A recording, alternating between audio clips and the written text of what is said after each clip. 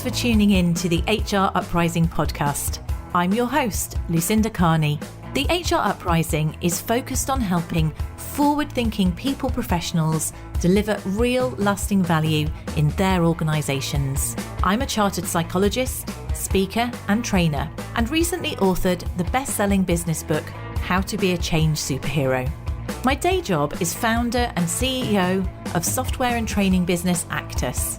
This gives me the opportunity to work with other businesses like yours. We are focused on building a better workplace for people wherever they are located, with the help of our performance, learning and talent management software and our training and consultancy services. Every week on the podcast, I will be covering different topics and challenges, joined by relevant experts and real-life people professionals. Thank you so much for tuning in.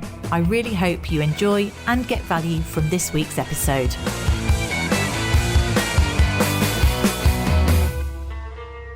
Hello and welcome to this week's HR Uprising podcast. And today I'm going to talk about high performance strategies. So this is second in our series of three performance series topics. So hopefully you listened to our previous one when we were talking about energy and managing performance. This is going to be looking in on evidence-based drivers of performance, and very much it's appropriate for, this is something you could share with line managers. So I've realised that a lot of our audience is HR, but this could be shared with others because we're going to talk about the critical importance of courageous, consistent feedback, how we can define good quality feedback, making sure that it is specific enough, pitching it at the right logical level. And we'll also touch on models like growth mindset and radical candour. And as ever, I'll try and make it as practical as possible.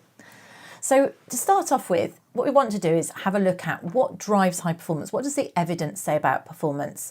And if you went to the e-PDR, where they've done various research items on this, I think it was called Must Try Harder. I've forgotten what it's called now. But certainly the e-PDR research is consistent with some independent research that we did a few years ago, where we went out and looked at really the evidence that was out there in terms of studies and where interventions linked to high performance, where you actually saw something happen in the workplace. And you can download our research review if you want to look at that in more detail. But the nub of it is that if you want to drive a high performance culture in your organisation, then you need to have both quality people management activities and also good quality classic performance management. So if I start on the left to say classic performance management, people need to have clear goals and they need to have regular feedback. They need to know what's expected of them and they need to know whether they're meeting those expectations. It sounds really obvious, doesn't it? But when I actually did a survey on the webinar that I ran on this topic, the majority of people rated feedback skills of line managers in their organisations at a 2 or a 3 out of 5, so less than average. And that links into the other aspect is training our line managers, making sure they know what good quality feedback's like, giving them the chance to practice it so that it feels more comfortable. So I'm talking about performance management there, we're talking about goals, feedback, and training managers to be able to set those, agree those, and deliver it in an effective way. You then need to link into actually the way in which those things are delivered. So I would call that quality people management, and that's a combination of consistent people and performance management activities, so a performance management process where people do things in a consistent, repeatable way, and it's done consistently across the business. So a manager is consistent with his own team, but inter-managers are also consistent. So you have a standard in which anyone in the organisation can rely on things taking place in a certain way, and that will build a culture of trust. People know what's taking place, they know what's going on, so you have transparency and a sense of trust. Now, building trust I've done particular topics on this, again, a lot of it is about consistent people management behaviours, but it's also about people feeling that the line manager has their best interests at heart, and I'll come on to that shortly. So before we talk about that, so we've made it clear, goals, feedback, consistency, and that's going to in turn build transparency and a culture of trust, which will link to your high performance culture. It sounds so straightforward though. It's funny to think why so many of us find it hard to do. So the question, when I ask this of my webinar audience, many people will say, because people are worried about the reaction of the individual, they're worried that that person is going to become defensive. Maybe they feel a bit guilty, they haven't managed them all that effectively. And it's something that people don't feel comfortable doing. They feel that feedback is confrontational. There is something that neuroscience actually tells us about feedback, which says that simply saying, let me give you some feedback to someone, can actually engender their fight or flight response. So you can understand why people feel a bit nervous about doing it.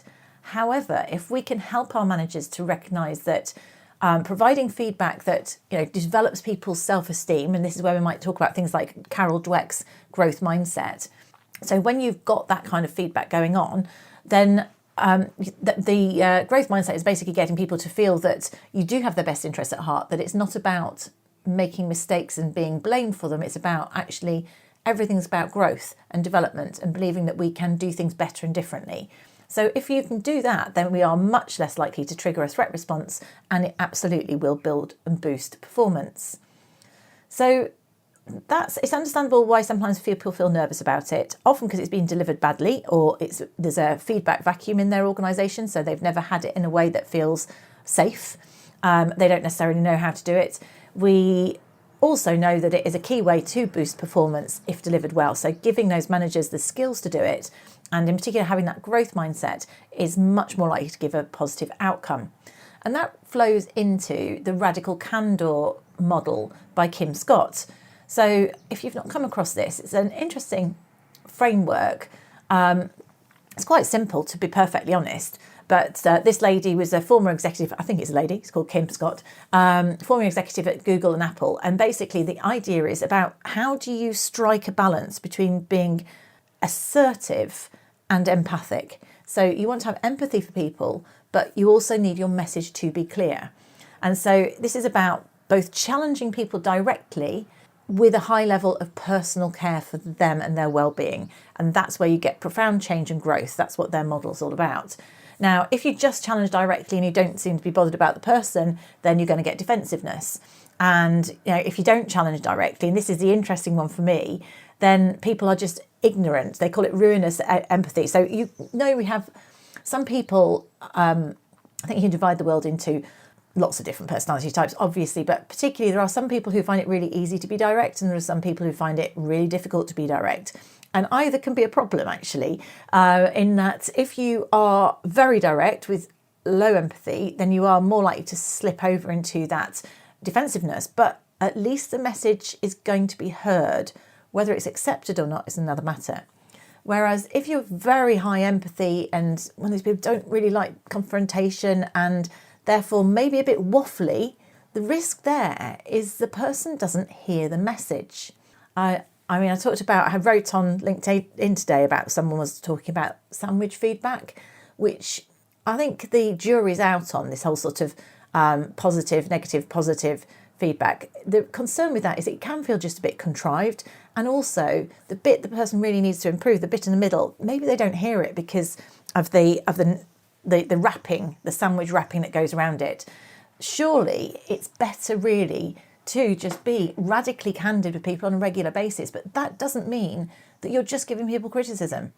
For me, the key is getting into the habit of catching people doing things right. I'm stealing a term there from The 1 Minute Manager, which is a book which must be 35 years old by Ken Blanchard. But catching people doing things right, if you do that, it's so much easier than to if you're in the habit of doing this, then it's much easier if you have to put someone right or improve their performance, then it doesn't feel like it's something, it shouldn't feel like a criticism. You're wanting them to be the best they can be, using terms like, it would be even better if, or next time you want to do this, you might want to try. So it's not about saying this is what you did was wrong. It's about actually just going, but next time, this is how it could be even better. I mean, maybe you did it at 30% and you want to get it to 50%, or maybe you did it at 90% and to 100%. We can always improve, and having that growth attitude is so much more powerful. But the key is we need our line managers to be brave enough and actually crucially specific enough in order to do that. So look into radical candour, see what you think about this, but certainly bringing that sort of tone to the line manager is quite key. And if you want to do more of it, really the principles are you want to teach people how to be clear in their communication. So not so direct that it's offensive, but clear so that the message is definitely heard and understood. create the habit of frequent feedback. Build trust with people. Build trust is about consistency, doing what you say you will be, being predictable in a good way, and training people, give people the skills. Training, and by training, I'm saying give people the skills to actually practice it, because it's easier said than done coming up with feedback. So helping managers to develop those skills. So now, touched on radical candour in terms of that, I wanted to drill into a little bit about what good feedback looks like. I have a model, and I'd say you want to download the webinar slides, you can go and view this. Very straightforward. There's 4 boxes in it, and you've basically got general and specific positive feedback, and then general and specific developmental feedback, or corrective, or some might even say negative. So you can come up with that feedback in different ways. If I was to say general positive feedback, I'd go, oh, well done, great job. Maybe a high five, sounds quite American. That's fine. The challenge with that though is, do you really know what you did well sufficiently to be able to do it again? I did have a line manager who used to do that, and it was really difficult because I really wondered whether or not he knew what I was actually doing. Specific positive, great. Okay, so telling someone exactly what you did well. So when the customer asked you that question, you were really clear and concise and used the market data to back up your answer. That was really helpful and really well done. Then if we go to the lower ones, so if we talk about specific developmental and general developmental, so specific developmental might be something like when you gave that feedback to the customer, you didn't use the data tables in the report. So what that meant was they didn't seem to fully understand the evidence behind your answer. Next time, you might want to just explain the evidence part of that answer, or it was hard for them to understand the context and appreciate it. So you just go into a little bit more detail. Now notice I'm not sounding cross or anything. I'm just being reasonably clear, although I appreciate that wasn't the clearest example. I'm just being kind of neutral. It's not an emotional thing. It's just actually because you didn't share that particular fact, the impact was possibly not as good as it would have been had you been able to get them on board and fully explain the evidence behind your statement. So it's just helping people understand specifically what they did or didn't do, it was behaviour-wise, and what that potential impact might be. And that can be quite helpful to people. Now, conversely, general developmental, that's that classic could do better. You used to get on a school report. No one's telling you exactly what you could do better. It's just a general kind of, you just felt you hadn't done enough. And that's a bit demoralising, isn't it? So training managers in terms of the difference between general and specific feedback, and it can be positive, and it should be positive some of the time, but it should also be developmental and all about growth, and that shouldn't feel like a criticism. We shouldn't feel worried about people feeling defensive, because we're trying to help them to be the best they can be and just make suggestions as to how they can improve. And in terms of that, interestingly, when I asked on the webinar, and I've run it many times in training courses, asked if I said to people if they could have only one bit of feedback for the rest of their career, which of the 4 would they go for? So I'll just remind you what they are so you can think it through for yourself. Which would you choose? General positive, specific developmental, or general developmental? So everybody chose specific developmental, and it's usually that is the one that 95% of people select, which is interesting, isn't it? Because many of us hate the thought of giving people developmental feedback because it feels awkward or confrontational, yet that's actually what people learn from, and that's what they want to be the best they can be. So giving people specific feedback, whether it's developmental or positive, what makes it even more powerful is if we don't just say the fact, if we talk about the impact of the fact. Now, by sharing an impact, this means that people are much more likely to be motivated to change a behaviour. So if you said something like, I noticed you talked across so-and-so, or you arrived late to the meeting the other day. Can you be on time next time? Well, maybe, but I had reasons as to why it was a problem. And you're not necessarily that motivated by it, except, okay, appreciate it's not ideal being late to a specific meeting. If they say you were late to a specific meeting and the impact of it was that we had to restart something and we ran out of time and didn't cover the whole agenda, it'd be great if you could be on time next time. By having that impact of it, it helps the person understand why it's important to do things differently next time, and you can even finish with a recommendation. So giving another example here actually. So the data tables in the report that you sent over didn't have any definitions or references. The impact was that it was quite difficult to understand the context and fully understand the data. Next time, it might be better if you were to reference the data table source at the bottom and then just write a brief explanatory paragraph immediately afterwards.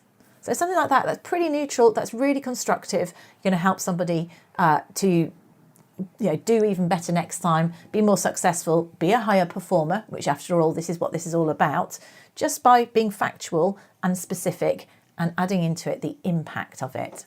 So covered about general and specific. The final point that I wanted to touch on was Dilts' logical levels. I don't know if you've come across this. I did this years ago in NLP. And for you to visualise it, Dilts talks about there being 5 logical levels in terms of how we absorb information, if you like. So at the bottom, you've got environment. So you might talk about, or feedback. If we're going to just talk about it in relation to feedback, we talk about feedback at this level. It might be suggestions or observations about the physical surroundings or sort of external context. It's really not personal at all. The second level up, the next level up, is about behaviour. And so this is where you're going to really focus in on specific actions and observable responses, what people actually do and say.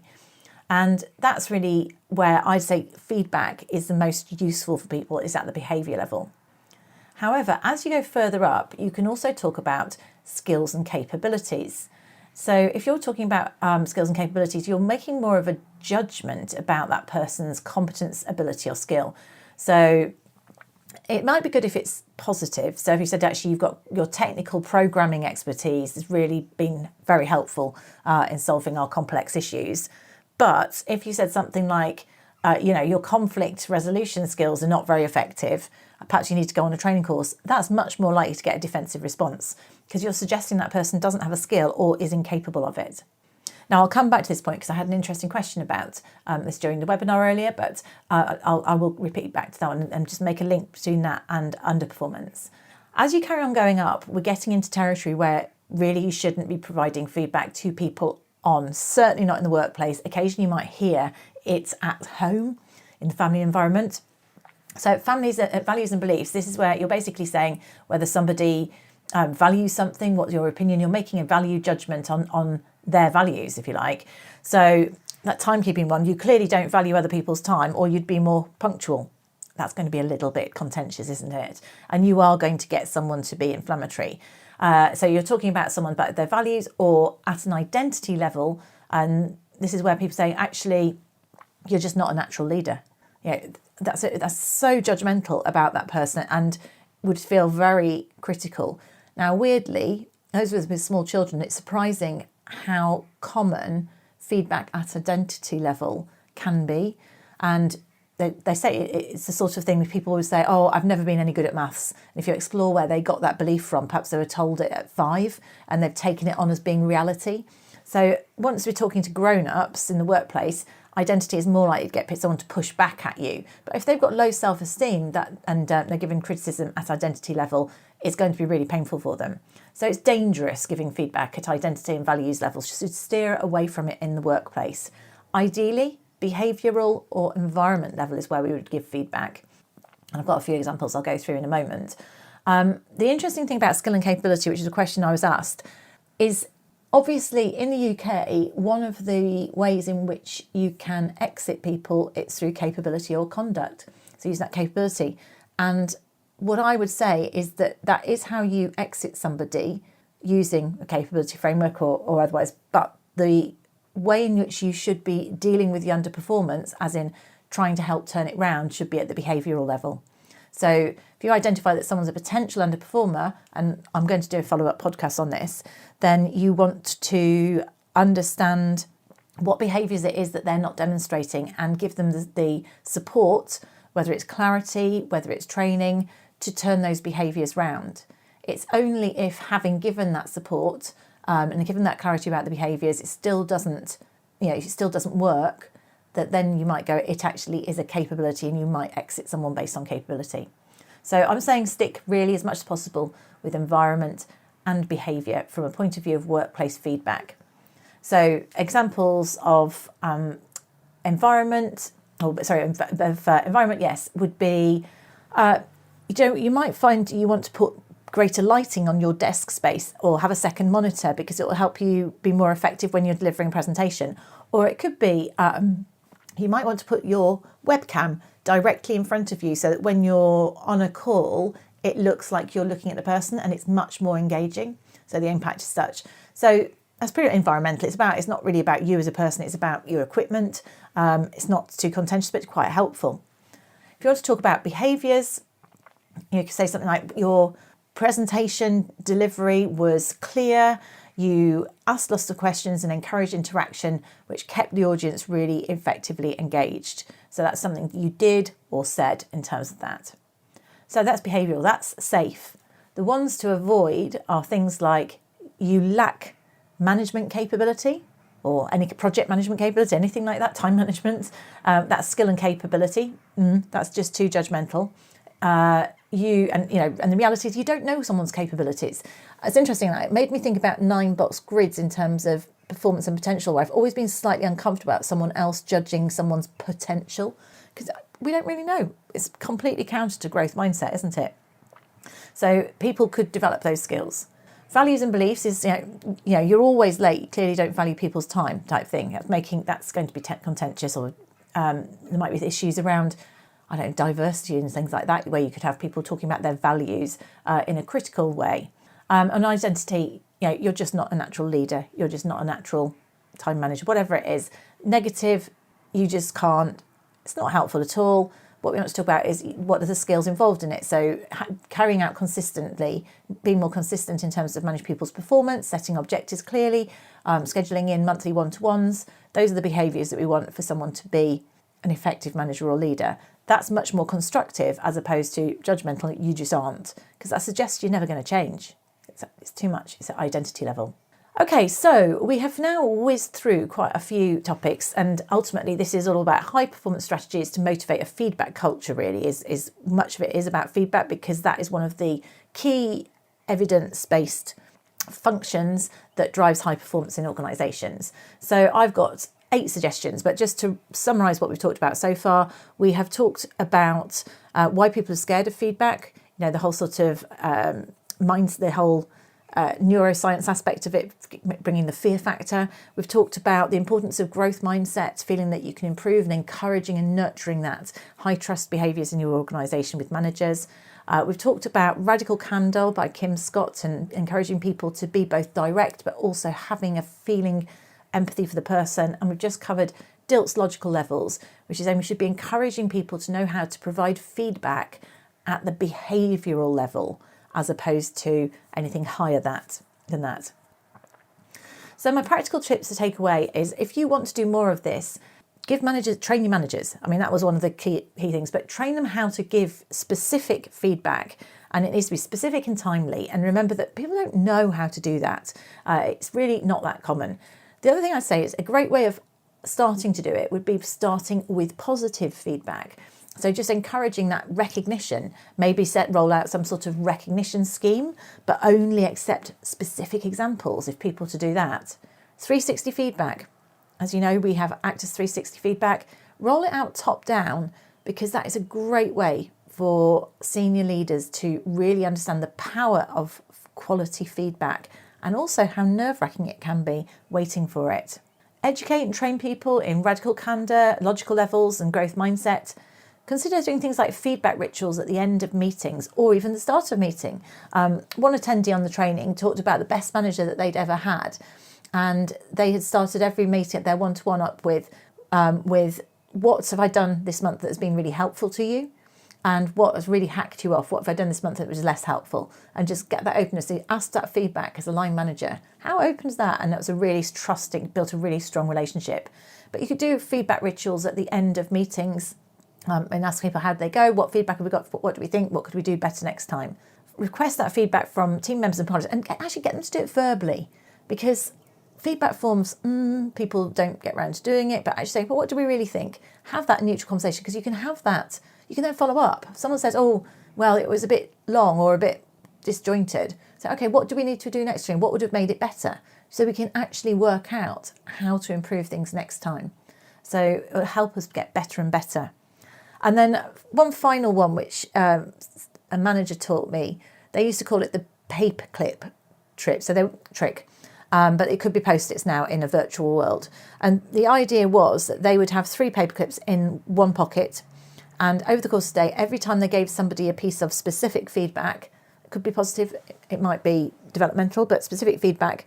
Although I would point out that you need to be giving more specific positive feedback than negative, at least to start with, to build trust with people.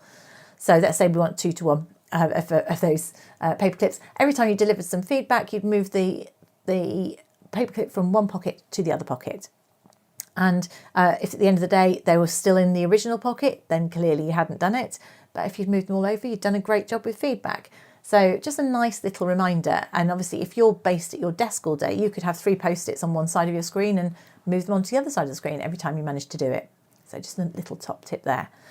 So I hope that that's given you some food for thought, some practical takeaways. Maybe this is something you can share with line managers that might be of use to them. There's various follow-up resources. If you want to go to the show notes, you can get downloads of the webinar if you want to see the slides in more detail. And I will be doing another topic. I'll be doing all about managing underperformance, which again links to feedback in many ways, or the prevention of underperformance is linked to feedback. So this works quite nicely as a foundation. If you want to do your own 360 feedback, don't forget that Actus has a fabulous 360 Now tool where you can run your own reports. We've got custom reports. It's really cost effective, and we have got a special offer running where if you wanted to just do one and have coaching session with me to just run it out on yourself and experiment with it, we have an offer running which is just £175 for a one-off, including an hour's coaching. So it's quite good value. So thank you once again for joining us on the HR Uprising podcast. I hope that was informative and interesting for you, and do join me next week. I really hope you found this week's episode useful and enjoyable. If you did, perhaps you could recommend us to a friend or colleague, or give us a review on your platform of choice. It really helps new listeners to find us. Now you can access links to any of the information mentioned in this show via the website www.hruprising.com. Further free resources are also available at www.actus.co.uk. There you can also find out more about our software and training solutions. Finally, why not join our LinkedIn group, the HR Uprising, to share ideas and collaborate with other like-minded people professionals. Thank you for listening to the HR Uprising podcast.